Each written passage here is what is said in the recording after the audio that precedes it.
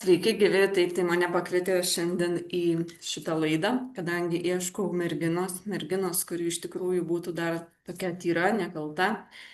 Tokių nebėra lengva rasti, nei pažinčių portaluose, nei dar kažkur. Tai iš tiesų, tikiu, kad šiandien ją surasiu. Ir buvo surasta viena mergina, kurią pakvietė, tai Laima Laukaitė. Ir iš tiesų ieškau moters, kuri atiduotų man savo širdį. Taip, tai visai pabandysiu kažkaip sužavėti jūs, Laima. Tai reiškia, kokio vyro ieškote? Labą dieną, ponas Juanai, ar jūs turėčiau kreiptis ponaitį Čipesai? Um, tai vyro aš ieškau tokio, kuris mane mylėtų, globotų, kurį aš mylėčiau, sukurtumėm šeimą ir gyventumėm gražiai, taip kaip gyvena mano tėtis ir mano mama. Aš žaviuosi jų santykiais ir aš norėčiau tokius santykius turėti. Taip, tai suprantu, kad jūs jau turite savo tą tokį idealą ir iš tikrųjų, manau, kad mūsų gyvenime aš turėsiu pakankamai daug romantikos, gėlių štai jums iš tikrųjų tai yra nestandartinė gėlė, tai yra iš Indijos rudrakša. Tai čia specialiai jums, nes kiek žinau, domitės Indijos kultūra. Tai kaip jums romantiško pobūdžio vyrai? Labai ačiū. Gėlės, na, labai gražios. Man labiau patinka gyvos, žydinčios gėlės. Na, bet ir šitos tiktų, jas galima nuspalvinti, žinoma. Am, Aš dovanas mielai priimsiu dovanas.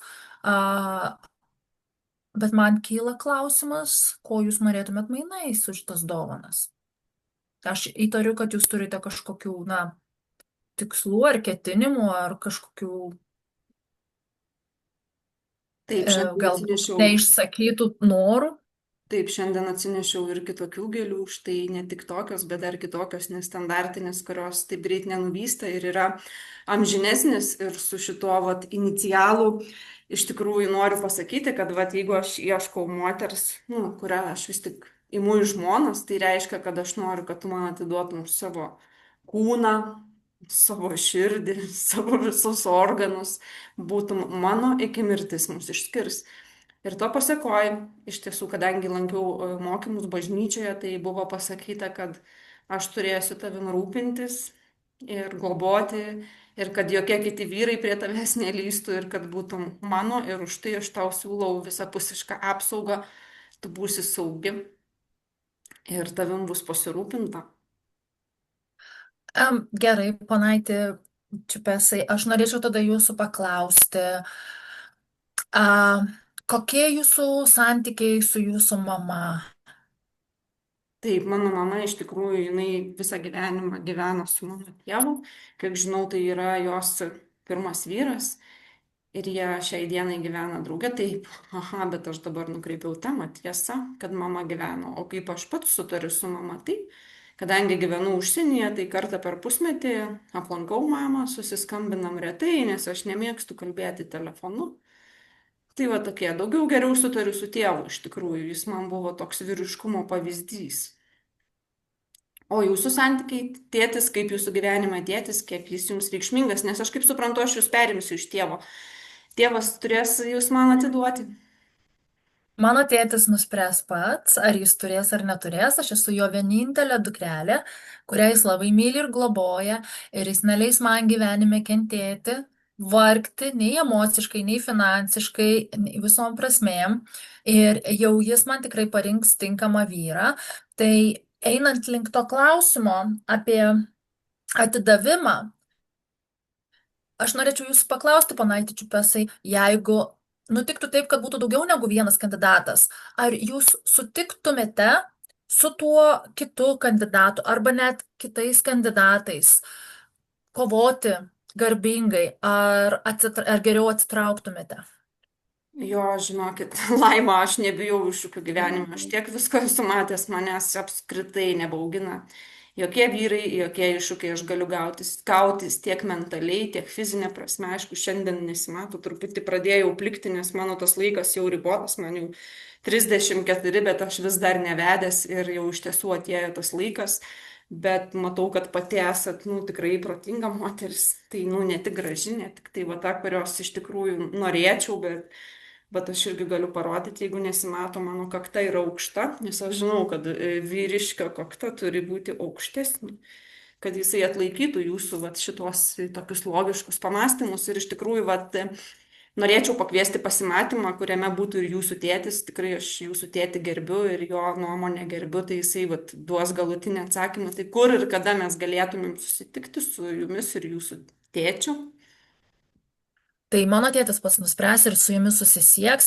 Mes dabar kalbamės apie mudu ir galimą mūsų sąjungą. Tai aš norėčiau daugiau pakalbėti apie jūs, ne apie mano tėtį. Apie mano tėtį jūs galėsite pakalbėti su juo. Mano tėtis yra labai protingas, turtingas žmogus, kuris išmano, kaip turėtų būti santykiai ir kokie santykiai turėtų būti mano gyvenime. Tai jis su jumis pasikalbės ir išsiaiškins, o dabar aš norėčiau pakalbėti apie mūsų galimus santykius. Tai vat, ir aš norėčiau jūsų paklausti dar tokio klausimo. Šiandien yra ketvirtadienis ir kiek merginų jau šią savaitę taip skambinote? Kelinta aš esu?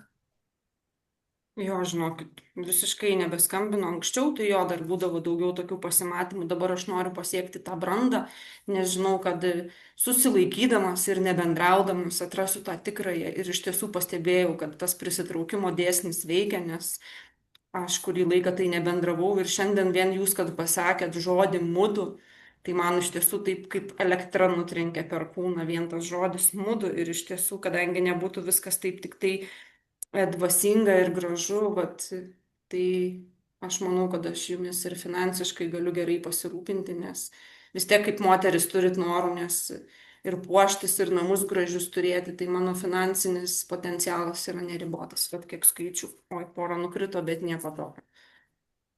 Dar norėčiau tada paklausti jau prie jūsų finansų, ar turite savo kažkokios žemės, ar ūkiai, ar kažkokios nuosavybės, kur jūs mane apgyvendintumėte? Jo, šiuo metu esu prisipirkęs žemę Indijoje ir Tailande, tai iš tiesų Indijoje turiu ūkį, karvių ūkį, o Tailande mes turime vilas nusipirkę, tai čia jau kaip moteris norės, ten mes ir gyvensime ir aš kuriam laikui esu pasiruošęs išvažiuoti, palikti jūs jūsų kūrybai ir kai tik tai norėsit grįšiu namo, tai jūs jau kaip pasirinksit ar Indijoje prie žemių ir ten, kur karvutės mūkia, ar tai norėsit gyventi Tailande, kur yra prabanga. Na, jeigu mes jau kalbame apie mūsų bendrus santykius, tai aš manau, kad mes abu turėtumėte tai nuspręsti. Ir apie jūsų keliones, aš įsivaizdavau, kad jeigu jau jūs keliaujate, tai keliautumėte su manimi. Ar ant jūsų motociklo nėra vietos daugiau?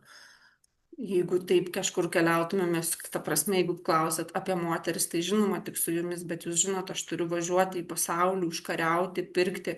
Jeigu tu būsi pasiruošus, mes visada keliausim draugė. Bet jeigu tu mėgsi būti viena, nes aš kol kas nežinau tavo pomėgių ir charakterio, ar tu nori visada būti kartu ir spirgėti mūsų meilės mūzoje, ar tu norėsi atsitraukimo ir pabuvimo su savimi, tai kaip jau tau norėsis.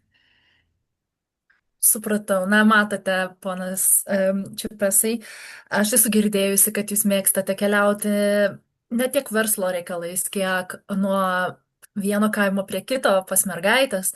Tai čia tiesiog aš pasitikslinau. O kažkur nežinau, iš kur jūs žinojote tą informaciją, gal čia jau burtai kokie, va esu girdėjus, šiandien matau Mėja yra, va tokia iš tikrųjų burtininkė, kuri gali viską pasakyti, bet reikia suprasti, kad gyvenime mes turėjom visokių patirčių, galbūt ir jūs prieitam gyvenime kažką patyrėte ir aš iš tikrųjų esu pasiruošęs apsinulinti ir būti tik su tavim, kad ir kokia mano ta praeitis bebuvo. Aš kalbu apie mūsų šį gyvenimą, kurį mes galbūt galimai kurtumėm kartu. Todėl man labai rūpi sužinoti kuo daugiau apie žmogų, kuris nori mano širdies. Nes širdies aš negaliu pažadėti. Mano širdis yra pažadėta Dievui. Ir vyrui aš galėčiau duoti tik tai meilę. Meilę, pagarbą, supratimą, artumą. Taip. visos kūniškus, taip sakant, malonumus, bet mano širdies sostas yra pažadėtas Dievui.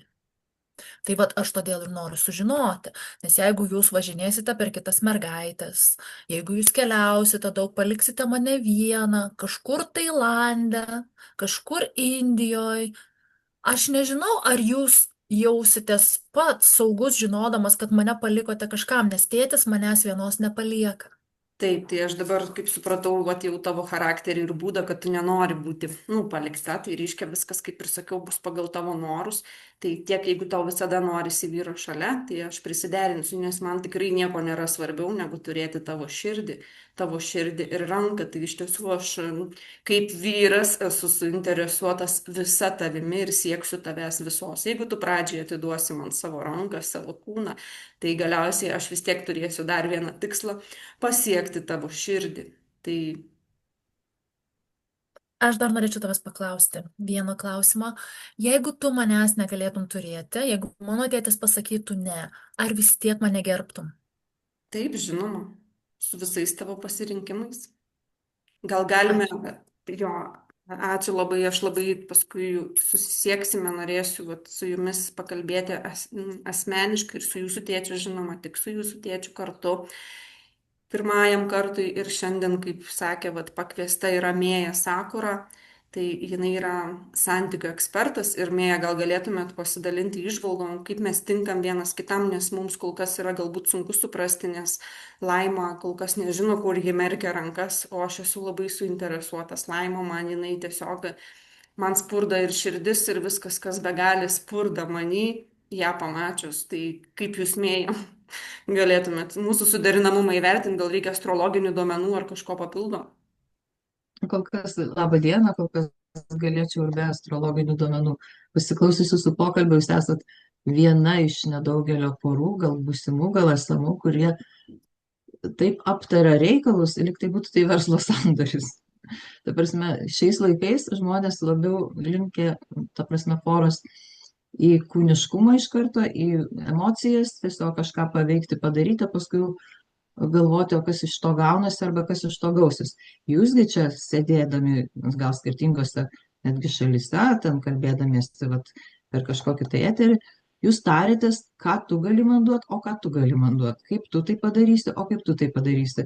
Ir šiais laikais tai yra labai labai reta. Tai aš sakyčiau, kad na, jūs turite didelę perspektyvą. Tik tai tiek tokius dalykus reikėtų pagalvoti apie tokius dalykus kaip atidavimas širdies. Tai ar galėsit, ar iš tikrųjų tas posakis atiduoti širdį ateityje nepakenks, nes širdies atidavimas yra pasižadėjimas visam laikui, tarkim, iki pabaigos gyvenimo, iki kažkurio vieno iš jūsų mirties, išėjimo iš fizinio kūno, būti kartu, atiduoti savo visas emocijas, savo visą jausmų pasaulį, visą savo supratimų pasaulį žmogui, kuriam tu galbūt kažkokio gyvenimo momente tu nebejausi tai, ką tu jauti dabar.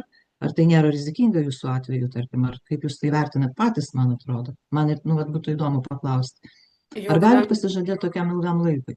jo, kadangi aš čia esu iniciatorius šito dalyko, tai iš tiesų, kadangi man jau, kaip minėjau, yra daugiau negu 30 metų, aš nesu kažkoks tai pienburnis, kuris čia liekčiau su kažkokiais sprendimais ir iš tiesų skaičiau vat knygą Mokslas apie meilę, visiems rekomenduoju, kas nori santykių. Ir ten yra padaryta tokia išvada, kad dėja, bet tie santykiai materijoje yra toks kaip verslo sandoris. Aš tau, tu man. Ir būtent dėl to aš iš karto einu prie reikalo, aš nenoriu Laimos apgaudinėti, noriu būti nuoširdus su ją. Ir būtent, kad dvasiniai dalykai tai yra visai kas kita. Ir jeigu Laima nenorės man atiduoti savo širdies, aš esu pasiruošęs priimti jos ranką. Ar jūs, Mėja, galite pakomentuoti, kodėl apskritai, vat, kas yra, kai moteris atiduoda savo ranką vyrui, kai ji išteka, o kas yra, kai jinai jau net ir širdį atiduoda?